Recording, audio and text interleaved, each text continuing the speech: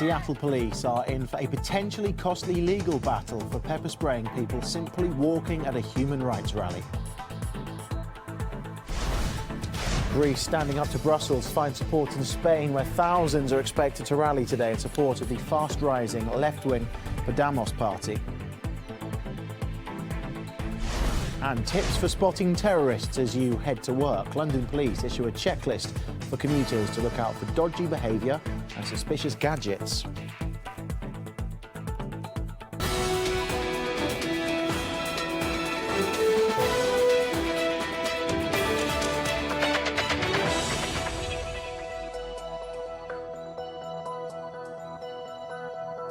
It's midday in Moscow. You're watching RT International. Seattle faces a $500,000 lawsuit after city police pepper sprayed a man as he quietly walked away from attending a rally, talking on the phone. He'd been taking part in an annual Martin Luther King Day rally, which focused on human rights and racial discrimination in the US. The pepper spray victim was schoolteacher Jesse Hagapayan, one of around 1,000 activists who joined the event. He described what happened. I was part of a demonstration that occurred on Martin Luther King Day to celebrate the life of a man who created great change in our country and stood for racial and social justice. And I had the wonderful opportunity to give the final speech. I spoke about how Dr. King would be in the streets demanding justice for Mike Brown, for Eric Garner, and so many other black people whose lives have been so callously cast away. And it wasn't too long after I delivered that speech that I was pepper sprayed while on the sidewalk, talking actually with my mother on the phone, who was coming to pick me up to go to my 2-year-old's birthday party. Well, the rally in Seattle echoes the nationwide wave of protest in the United States, held under the banner Black Lives Matter. It gained momentum after the deaths of Eric Garner and Michael Brown. Garner died after a policeman put him in a fatal chokehold while trying to arrest him. His last words were, "I can't breathe," which became another campaign slogan. While Michael Brown was an unarmed 18-year-old African-American shot dead by police last August. In other news, the 6-day-old Greek government claims it will no longer deal with its troika of lenders, the European Commission, the Central Bank and the IMF. It's also refusing to accept any further extension of its EU bailout, which expires in a month's time. We have no intention of cooperating with a 3-member committee whose goal is to implement a program whose logic we consider anti-European. We are not going to cooperate with a rottenly constructed committee. Frosty words from the new Greek finance minister hasn't gone unnoticed by the mass media. Also, Athens' strong message about pushing aside the troika of lenders has sparked a wave of speculation. Before becoming finance chief, Yanis Varoufakis used to be a frequent guest on RT's Boom Bust with Erin Aid. In the past week, I've heard Greece's new finance minister, Yanis Varoufakis, referred to as a tough-talking radical who doesn't mince words. Now, Yanis has been on this show over a dozen times in the past 18 months. And while I would say that Yanis is very direct and thoughtful with his rhetoric, I wouldn't begin to consider him a hard-nosed, anti-austerity radical. But I will let you decide.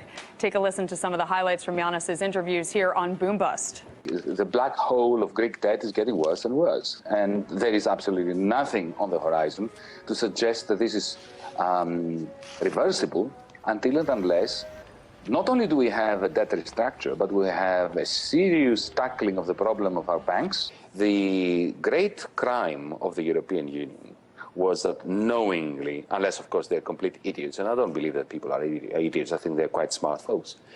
What happened in 2010 has been continuing to happen since then, is there was a cynical transfer of banking losses from the books of the banks onto the shoulders of the taxpayers. You announced your candidacy for Parliament on the Syriza ticket. So why are you entering politics? It's a very silly thing to have done, isn't it? Especially at this time. But let me answer your question truthfully. For 5 years now, Erin, I've been putting forward proposals, alternative proposals to the ones that have been implemented. And I've been critical of what has been going on at the level of European public policy, economic policy, and also of Greece. Alexis Tsipras, the leader of Syriza, of the official opposition in Greece, at some point invited me to participate in an attempt to implement the policies that I have been advocating. It was morally and politically impossible to turn down such an offer, even though I dread it. In southern Europe, there's another leftist movement on the rise to take on Brussels. The Podamos party in Spain is expected to draw 50,000 to march through the capital on Saturday. From the party's point of view, it's emerged at the right place at the right time. It was created a year ago in the midst of punishing austerity policies, which saw the popularity of Podamos skyrocket. A voters' poll this month put it top of the list, leaving behind even the ruling People's Party and its leader, Prime Minister Rajoy. The party vows to put an end to Spain's economic hardship, including its debt of more than €1 trillion. The country's got the second highest unemployment in the EU after Greece, another target for Podamos to tackle. Party leader Pablo Iglesias says people need to decide their own fate and accuses the government of stealing their rights and money. One of the party's Euro MPs says the EU doesn't have the right to ignore its members. I think that not all the debt is legal. I mean that we should not pay all the debt because not all the debt is public, first of all. A lot of debt comes from the banks, from the bad works that they did, bad decisions. I'm sure that Syriza give us a biggest revolution, maybe not a democratic one, because people is desperate. And people just need to have a good life, not just surviving. Rescued from years in captivity, only to risk being caged by his rescuers. Coming up, we look at reports that the US could press desertion charges against a soldier it spent years trying to release from the Taliban. Plus, the Swedish dad who's campaigning to get fathers to spend more time with their children because the country pays for them to.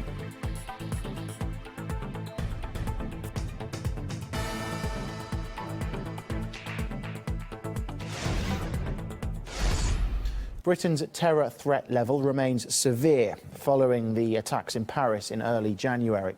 And London's police chief claims he needs tens of millions of pounds more to properly protect the city. Some new steps in preventing terrorism are already underway, with leaflets being handed out to commuters in the capital warning everyone to stay alert. Now here is the step-by-step guide to spotting potential terrorists. First, someone with many mobile phones should set your alarm bells ringing. Look out for people travelling a lot but being vague about where they're going. You should also report any noticeably different behaviour and flag up people who show a keen interest in security cameras. Independent political analyst Dan Glazebrook says the checklist will only increase public anxiety. The really worrying thing about all of this, I mean, come on, it's ridiculous. If you're a seasoned terrorist fighter, you really think you're not going to have a cover story for why you've got more than one mobile phone, a cover story for why you're leaving the country? You not think you can think up a cover story about where you might be going on holiday? Of course you can. So no, and the dangerous thing about all of this is they get these tip-offs from paranoid members of the public saying, oh, my Muslim neighbour's I think he might have an extra mobile phone and I didn't see him on the weekend or whatever. That's going to be used to just cement the powers of the state to crack down on innocent people.